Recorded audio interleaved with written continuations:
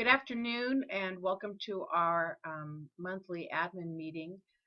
Today we're going to be doing things a little bit differently because I'm going to be presenting a presentation that I've prepared, which is an analysis of Trinity Christian Academy.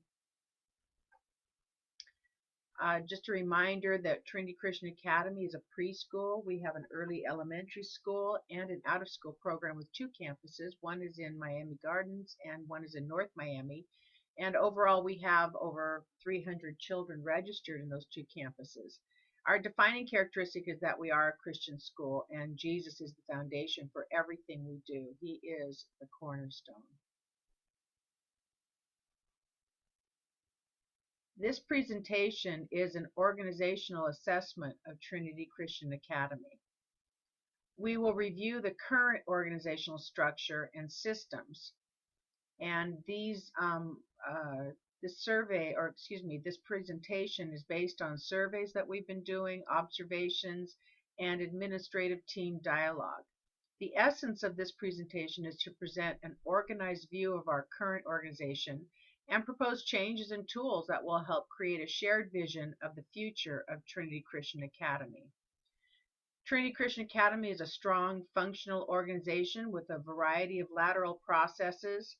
As a school, the organization can be considered a product-centric organization. This means that we try to find as many customers as possible for our product. And what is our product? Our product is our safe and nurturing childcare and our enriching small ratio classes that offer an excellent education for young children. In order to consider every part of our organization, I'm going to be using an organizational model that's referred to as a STAR model.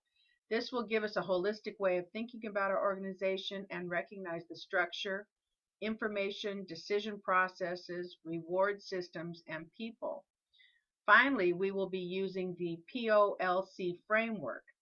We are all managers in this room, every one of us, and we know that a manager's primary challenge is to solve problems creatively, and that management is really the art of getting things done through the efforts of other people.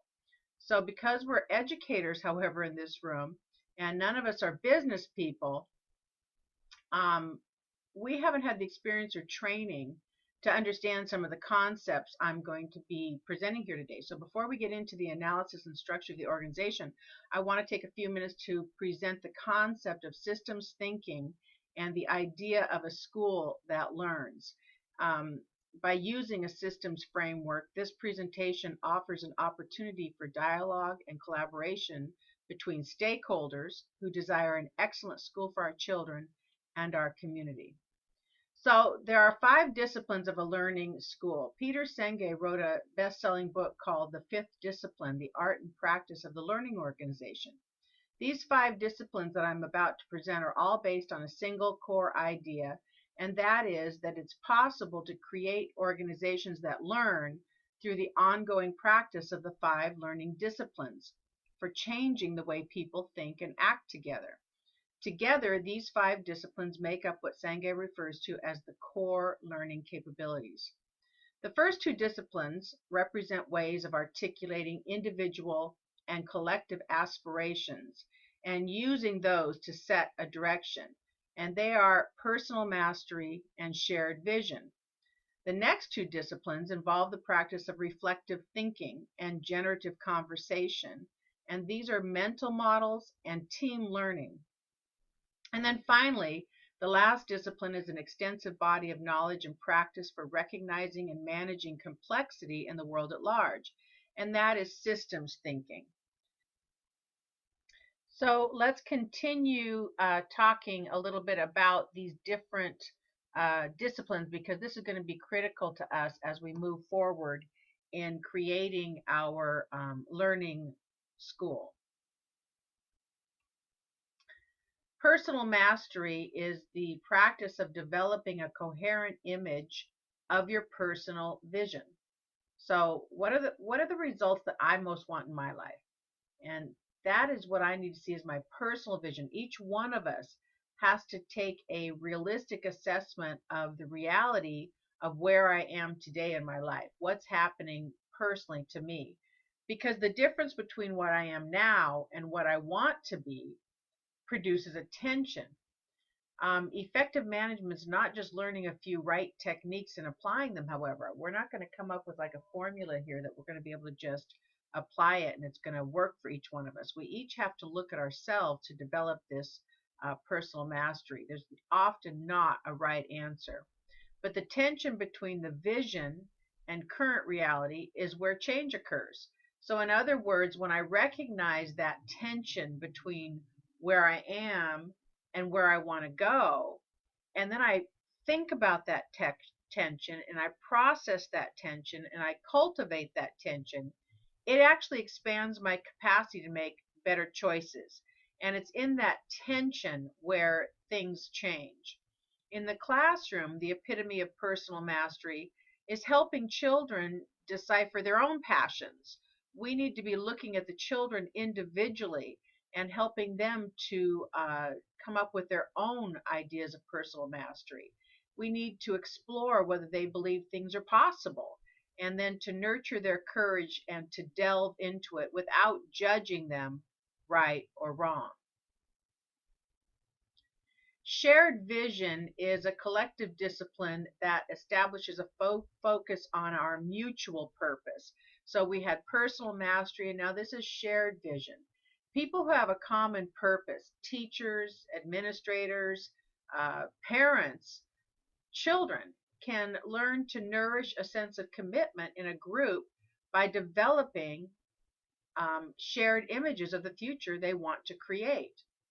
This shared vision should include our principles and plans as we create a hope that will help us meet our goals. A school or community that hopes to live by learning needs a common shared vision.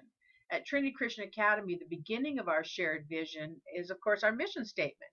And we believe that all children are capable of educational excellence and personal growth. And we are committed to ensuring school readiness and lifelong success for each one of our children. When it comes to early learning, quality matters, and we are committed to excellence, providing a quality school that makes a difference in our community, designed to further the physical, social, spiritual, and intellectual needs of all children. Our school offers each child an equal opportunity for a successful future. And then mental models. This is an area that has really spoken to me a lot, and I've already talked to several of you about mental models. But mental models, this is the discipline of reflection and inquiry, and it helps us develop an awareness of attitudes and perceptions. So each one of us needs to see that our own mental models, where we come from, what we have learned in our lives, what our experiences are. And we need to understand our own mental models so that we can try to understand those around us. In order to honestly define our current reality, we need to have the ability to share openly and honestly without being worried that we'll be judged or treated differently. And in order to have an honest dialogue with each other, we need to consider our own mental models and continually reassess why we think and act the way we do.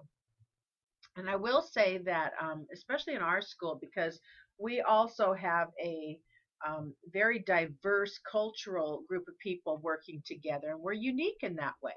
But we reflect the body of Christ, and we all come to the table with a different set of mental models. And so this is something that we need to, as a school and as an administrative team, really consider as we're moving forward so that we have a safe place where each one of us can talk about things that are sometimes we feel scared talking about and that are not necessarily comfortable subjects.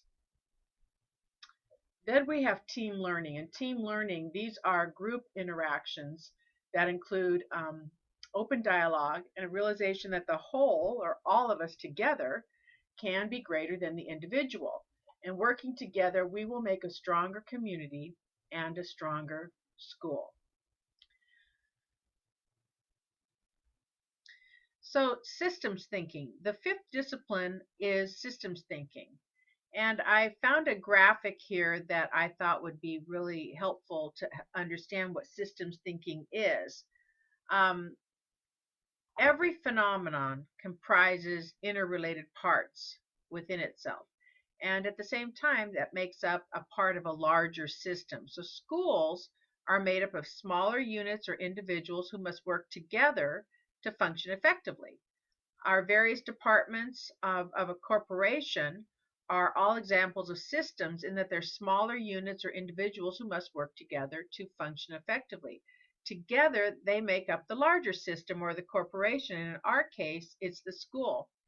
We want to involve everyone in the system in expressing their aspirations, building their awareness, and developing their capabilities together. In a school that learns, people who traditionally may have been suspicious of one another, parents, teachers, educators, and local business people, administrators, union members, everyone, people inside and outside the school walls, students and adults recognize their common stake in each other's future and in the future of their community. So in this graphic, you can see a system. Everything is interrelated. Everything touches each other. So the first thing I want to point out in systems thinking is that we need to look at the big picture.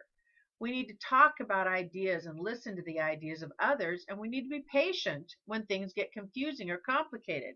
We all know that sometimes in our meetings we can be a little impatient with each other, and we need to take a moment to step back, think about these disciplines that we've been discussing, and be a little more willing to ask each other, what do you think? We need to look at things from different sides, and we need to think about how things are going to change over time. So decisions we make today are going to affect the future. We need to identify how connections cause change, and we need to look for ways to help the system work better. Don't blame someone. Let's just figure out how to fix it. We need to find the keys to a system, and that's part of what we're starting to do here today with this analysis. And we need to figure out the effect of action. We need to consider how thinking affects what happens. And then we need to check the results and changes, and we need to make changes in our actions if needed. We need to get better and better.